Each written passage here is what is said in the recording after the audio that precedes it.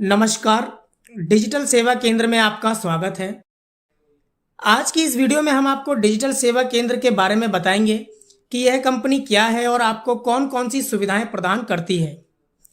पहले हम बात करते हैं आज की आर्थिक स्थिति के बारे में। जैसा कि आप जानते हैं कि इंडिया में इस समय में रोजगार मिलना कितना मुश्किल हो गया है। बहुत से लोग जॉब की तलाश कर रहे हैं, लेकिन फिर भी उसमें से बहुत कम लोग हैं जो जॉब कर रहे हैं। अगर हम बात करें अपने भारत की, तो लॉकडाउन के बाद से बहुत से लोगों के पास जॉब नहीं, उनका रोजगार नहीं। सभी परेशान हैं कि हम क्या करें जिससे हमें अच्छी इनकम हो। डिजिटल सेवा केंद्र आप लोगों के लिए लाया है एक ऐसा रोजगार जिससे आप अपने गांव, अपने शहर में ही रहकर काम करके हर महीने अच्छी इनकम कमा सकते हैं और अपनी रोजमर्रा की जिंदगी में जो आपकी जरूरतें हैं उसको पूरा कर सकते हैं। डिजिटल सेवा केंद्र से जुड़ के आप अपना व्यापार तो बढ़ा ही सकते हैं, साथ ही अपने आसपास के नागरिकों की उनकी डिजिटल ज़रूरतों को भी पूरा कर सकते हैं।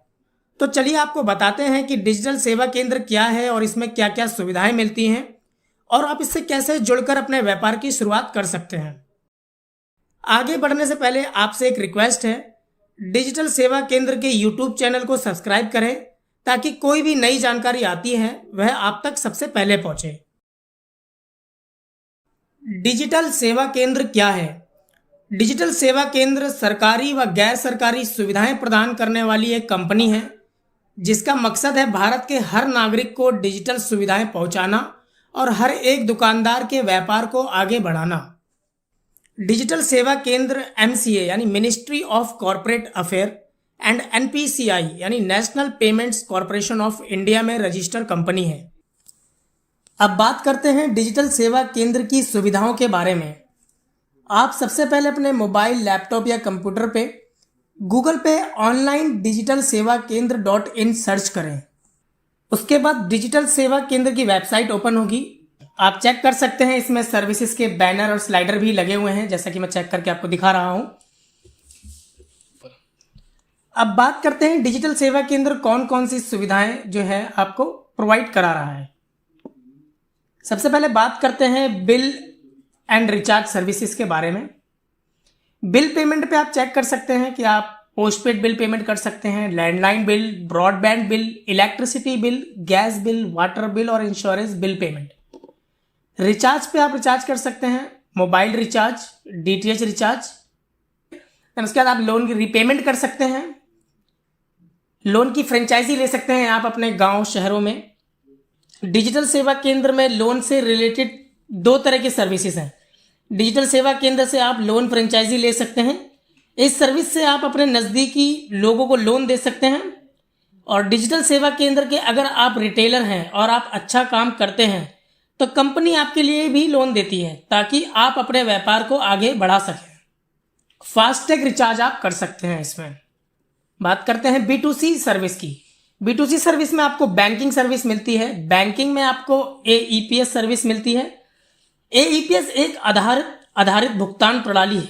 इसे NPCI national payment corporation of India ने भारतीय रिजर्व बैंक तथा सदस्य बैंकों की सलाह से विकसित किया है, जिसका उद्देश्य ग्रामीण इलाकों में बैंकिंग सेवाएं मुहैया कराना है।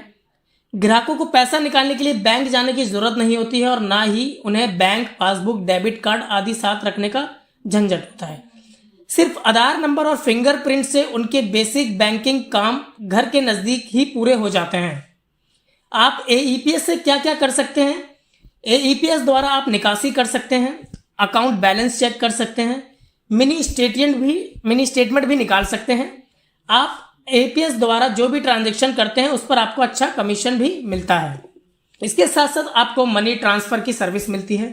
मनी ट्रांसफ़र में आप किसी भी बैंक में आप पैसा जमा कर सकते हैं कस्टमर का। अब बात करते हैं CSP कियोस्क बैंकिंग सर्विस के बारे में।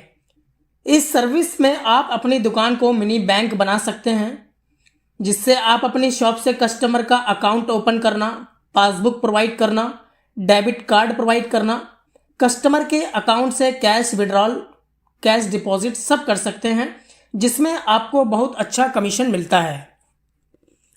अब बात करते हैं क्रेडिट कार्ड बिल पेमेंट भी कर सकते हैं आप। मिनी माइक्रो ATM अपनी शॉप पर लगवा सकते हैं। मिनी माइक्रो ATM लगवाते हैं, इससे आपको क्या बेनिफिट रहता है? एक छोटा ATM मशीन जिससे आप पैसा निकासी कर सकते हैं, लगभग बैंक एटीएम मशीन जैसी सारी सुविधाएं उपलब्ध करा सकते हैं अपनी शॉप से। माइक्रो एटीएम द्वारा आप क्या क्या कर सकते हैं? माइक्रो एटीएम द्वारा पैसा निकासी कर सकते हैं, बैलेंस इंक्वायरी कर सकते हैं, मिनी स्टेटमेंट निकाल सकते हैं। माइक्रो एटीएम द्वारा आप जो भी ट्रांजैक्शन करते हैं उस पर आपको डिजिटल सेवा केंद्र की तरफ से कमीशन मिलता है। अब बात करते हैं हिताची एटीएम के बारे में।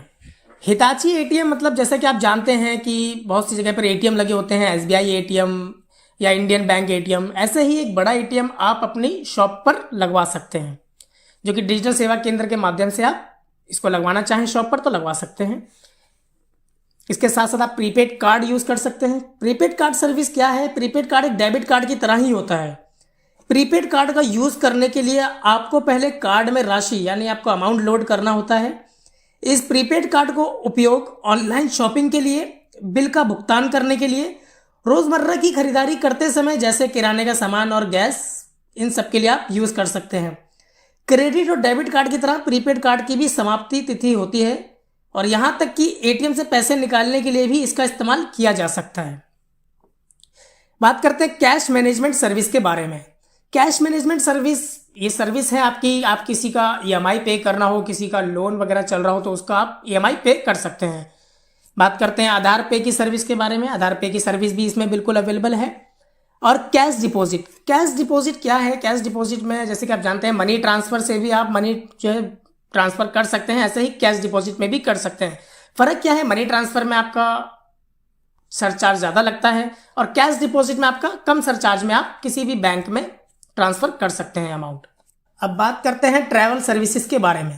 ट्रैवल सर्विसेज में आप होटल बुकिंग कर सकते हैं, बस बुकिंग कर सकते हैं, फ्लाइट बुकिंग कर सकते हैं।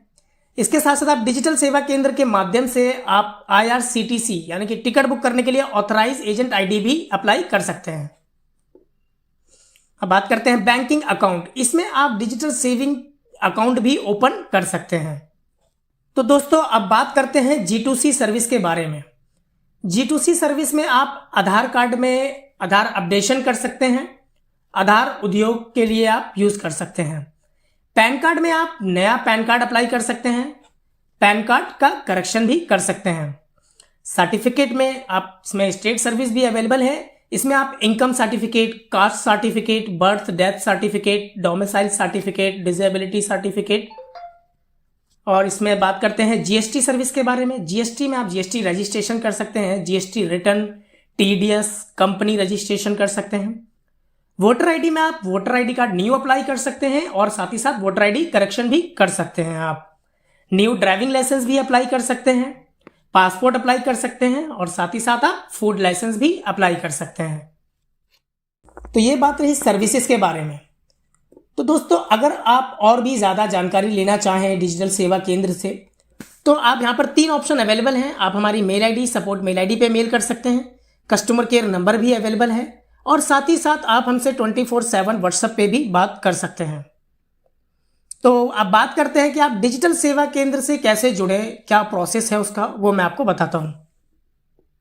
डिजिटल सेवा केंद्र से जुड़ने के लिए आप जैसे कि चेक कर पा रहे हैं ऊपर रजिस्ट्रेशन करने का ऑप्शन अवेलेबल है। आपको रजिस्ट्रेशन पे क्लिक करना है।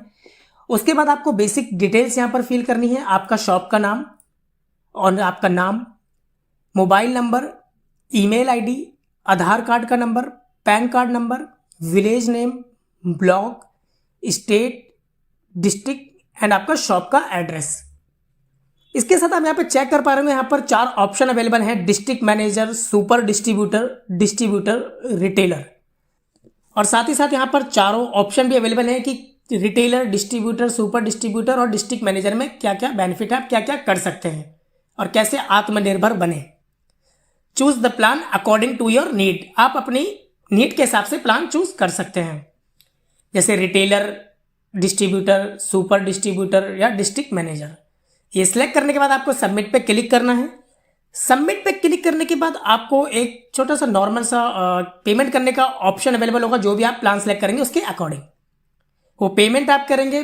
पेमेंट करने के बाद आपको आपके ईमेल आईडी और जो आप मोबाइल नंबर रजिस्टर्ड करेंगे उन दोनों पे आपका आईडी और पासवर्ड आपको प्राप्त हो जाएगा। आईडी पासवर्ड मिलने के बाद आपको अपनी आईडी लॉगिन करनी है, इसके बाद आप सर्विसेज का लाभ उठा पाएंगे। इसके साथ साथ डिजिटल सेवा केंद्र की सपोर्ट टीम अगले 24 घंटे में आपको कॉल करती है, आपको ट्रेनिंग प्रोवाइड करती है कि कौन सी सर्विस कैसे यूज़ करनी है आपको। और आप डिजिटल सेवा केंद्र से अगर कोई भी दिक्कत आती है काम करने में, कोई सर्विस यूज़ करने में, तो आप तुरंत कॉल करेंगे और आपका तुरंत आपकी जो प्रॉब्लम है वो सॉल्व की जाएगी। आज की वीडियो में सिर्फ इतना ही। आशा करते हैं कि आपको ये वीडियो काफ़ी अच्छी लगेगी। धन्यवाद।